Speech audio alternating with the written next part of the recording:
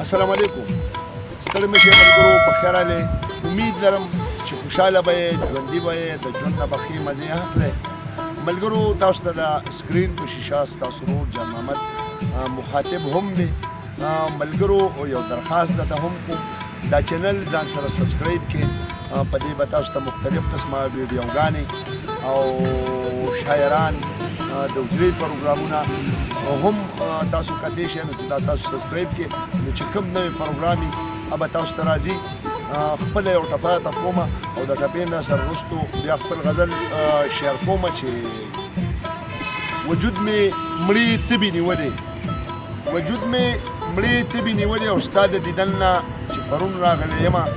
غزل دې زما مینهوالو ته ډالۍ وي چې باز چې راوخیږي سپوږمۍ غلی شم، اورم اواز چې د شپېلۍ غلی شم.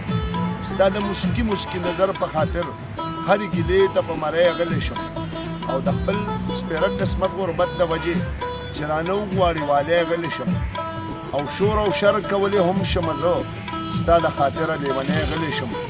او د الله ورکړه د پې شکر کوم، د الله ورکړه د پې شکر کوم.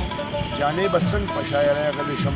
زه ستاسو مننه کوم ملګرو، ژوندي ښاد او آباد او بریالي اوسئ.